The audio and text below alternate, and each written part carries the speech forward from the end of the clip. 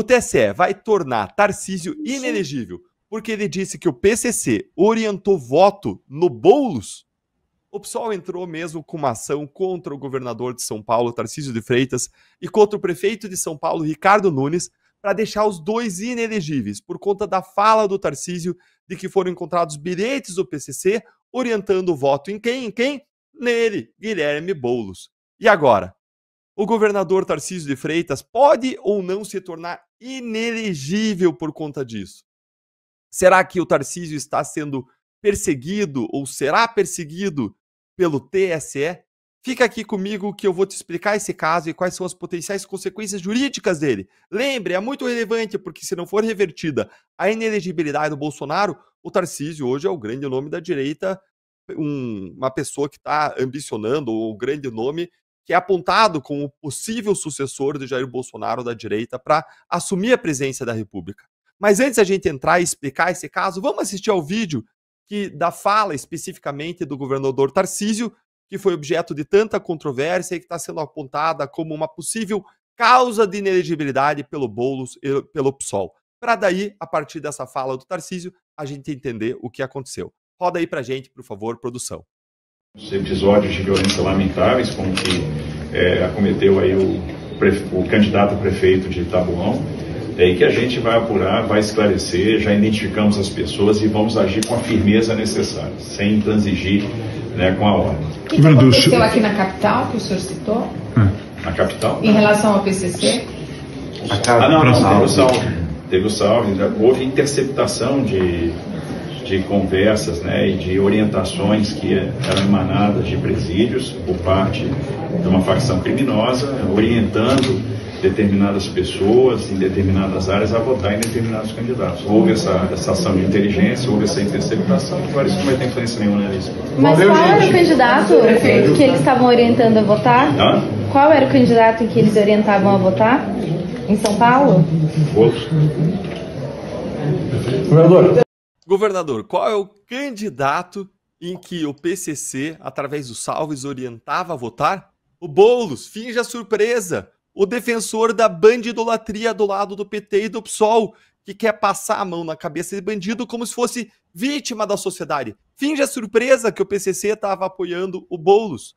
E pronto, gente, você acabou de ver aí. O governador Tarcísio de Freitas disse que na operação de inteligência das Forças de Segurança de São Paulo se interceptaram conversas do PCC, os chamados salves, que são orientações dessa organização criminosa para os seus membros, para os seus associados, dizendo que eles, os membros do PCC, deveriam votar em quem? Guilherme Boulos para prefeito de São Paulo. E é importante eu notar aqui que o Tarcísio não disse isso do nada.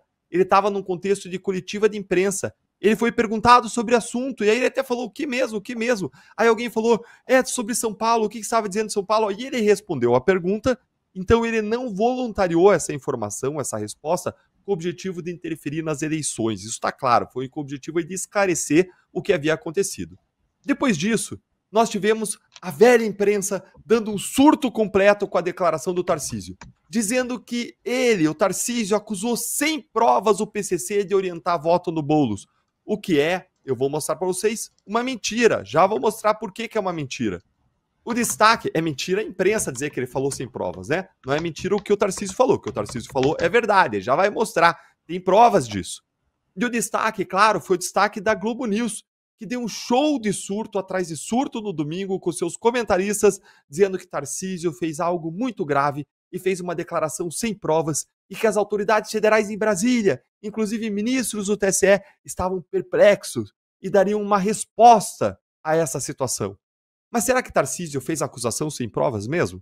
Bom, em primeiro lugar, como a gente viu, ele estava em um contexto de coletiva de imprensa, falando de uma informação de inteligência. Então é totalmente sem sentido cobrar provas dele naquele momento.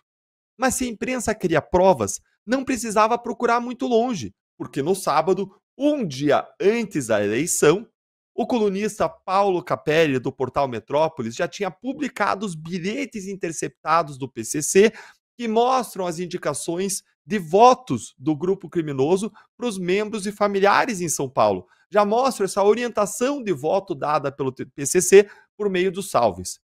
a Secretaria de Administração Penitenciária de São Paulo interceptou pelo menos 5 comunicados do PCC em 5 presídios diferentes. As provas, portanto, existem, e o Tarcísio foi comunicado disso na função dele de governador de estado, provavelmente pelos setores de inteligência da Polícia Militar, que é subordinada ao governador, ou então pelas pessoas do sistema penitenciário. E aí eu quero perguntar para você que está aí assistindo a gente. Você viu a velha imprensa que passou o domingo inteiro dizendo que Tarcísio falou sem provas? Você viu essa velha imprensa mencionar os bilhetes que o Metrópolis publicou? Eles omitiram os bilhetes o tempo inteiro. Por quê? Ao omitir os bilhetes, eles desinformaram a população, que foi privada da informação completa e que deve ter achado que Tarcísio realmente fez uma acusação sem provas para prejudicar Boulos e interferir nas eleições. E aí, em cima desse circo midiático feito pela velha imprensa progressista, irrigada essa velha imprensa com verba publicitária do governo federal que apoia o Boulos, se tentou criar um ambiente político para tornar agora Tarcísio e Nunes inelegíveis por meio dessa ação judicial apresentada logo em seguida pelo Boulos e pelo PSOL. E como não podia deixar de ser, ministros do TSE foram ouvidos em off pela velha imprensa. Alguns ministros do TSE disseram à CNN que vislumbram um quadro de possível abuso de poder político na fala do Tarcísio, porque a fala foi proferida no dia da votação e ao lado do Ricardo Nunes, que acabou reeleito, e por isso eles estimam que isso pode causar não só a cassação e a inelegibilidade de Tarcísio, mas também da própria chapa do Ricardo Nunes, que replicou a fala do Tarcísio nas redes sociais, o que esses ministros estão considerando uma fake news, na mesma linha da velha imprensa progressista. E quais foram os precedentes que esses ministros do TSE lembraram? O do Fernando Francischini, daqui do Paraná, que fez uma live contra as urnas eletrônicas no dia da eleição e foi cassado e condenado à inelegibilidade, e o caso do próprio Bolsonaro, que fez aquela reunião com embaixadores em que criticou as urnas eletrônicas. Mas afinal, o Tarcísio poderá ser punido ou não?